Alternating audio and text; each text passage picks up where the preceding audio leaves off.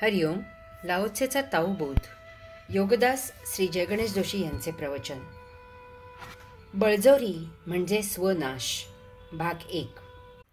Laozi सांगतो की ताओ तत्व प्रणालीप्रमाणे जो राज्यकर्त्याला सल्ला देतो तो लष्कराच्या जोरावर जय प्राप्त करायला विरोध करतो. कारण अशा प्रकारे मिळवलेला जय मिळवलेल्यावरच अभ्यस्तावरच उलटतो. जगात आजपर्यंत लष्कराच्या जोरावर ज्यांनी सत्ता स्थापन करण्याचा प्रयत्न केला, ज्यांनी लष्कराच्या बळावर प्रदेश जिंकायचा प्रयत्न केला, ज्यांनी लष्कराच्या कार्यवाहीवर अवलंबून जगाला नमवायचे मनसुबे रचले, ते सर्वच्या सर्व निष्फळ ठरले. ते सर्वच्या सर्व हरले.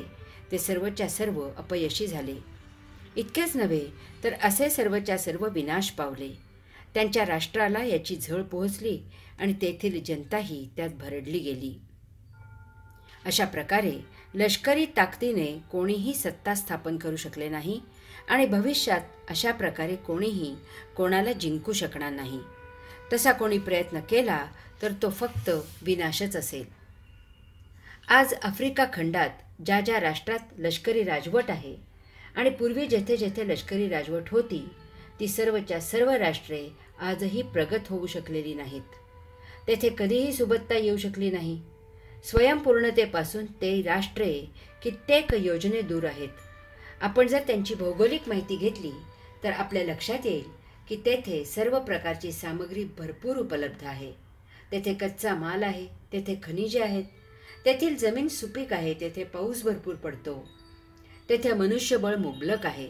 तरीही जनतेत एकमेकांवर, सत्ताधीशांचा एकमेकांवर, एकूणच कोणाचाच कोणावर विश्वास नसल्यामुळे एकजुटीचा अभाव आहे. इतकेच काय तर ते एकमेकांचा आत्यंतिक टोकाचा हेवा आणि मत्सर करतात. त्यामुळे तेथे स्थिर सरकार कधीही टिकू शकले नाही. त्यांचा सर्व जोर सत्ता टिकवण्यात खर्च होतो. एकमेकांवर कुरघोडी करण्यातच सारे जीवन व्यर्थ जाते. तेथे प्रगती करणे शक्य होत नाही. प्रत्येक पदार्थासाठी ते परदेशावर अवलंबून आहेत. दूध, पाणी हे सुद्धा आयात केले जाते. साधी भाजी, फळे पिकवू शकत नाहीत. यात परदेशी लोक त्यांना चंगळ, शौक, मौज, कामनापूर्ती, नाच, गाणी इत्यादी जीवनाला निरुपयोगी असलेल्या गोष्टी शिकवतात. सत्तेसाठी त्यांना शस्त्रे पुरवतात, जेणेकरून ते आपापसात लढत राहतील अशी व्यवस्था करतात. हीच स्थिती बलाढ्य राष्ट्रे सर्वत्र निर्माण करण्याचा प्रयत्न करतात. जगात 2 राष्ट्रात सतत वैमनस्य कसे राहील यासाठी खत पाणी घालत असतात. त्यामुळे त्यांची शस्त्रे विकली जातात. त्यांचे दारूगोळ्यांचे कारखाने तेजीत सुरू राहतात. यात काही नवीन शस्त्र तयार केली तर त्याची चाचणी आयतीच कोणत्या तरी परदेशात केली जाते. अशा प्रकारे जेव्हा 2 राष्ट्रे आपापसात लढत राहतात तेव्हा त्या दोन्ही राष्ट्रांचा विनाश होतो. यास्तव लाओत्से सांगतो की एक चांगला सेनापती ताओ तत्व अंगीकारतो. तो कधीही लष्करी जोरावर जय प्राप्त करण्याचा मनसुबा रचत नाही आणि तसा सल्लाही शासनकर्त्यांना देत नाही. बळजोरी म्हणजे स्वनाश. भाग 2.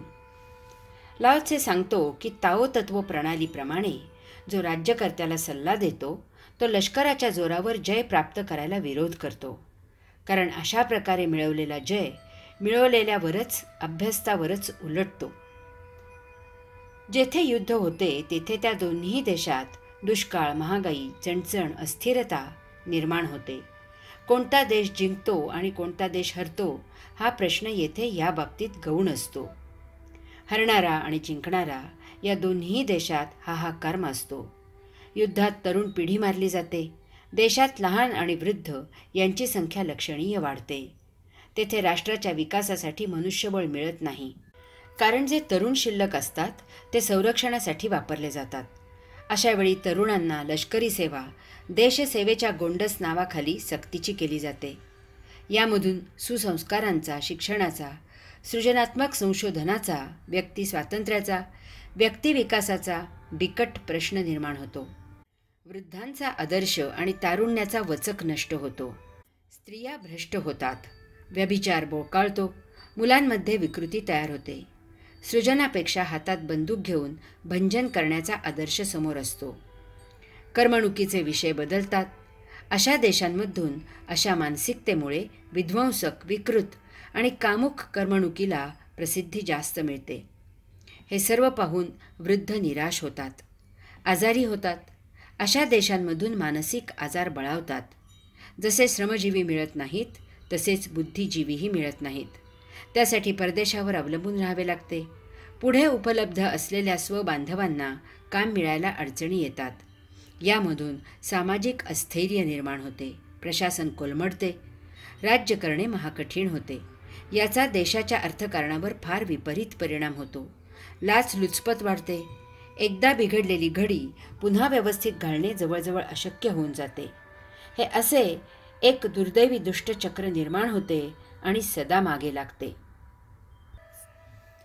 हरलेल्या देशात लोकांची मानसिकता बदलते.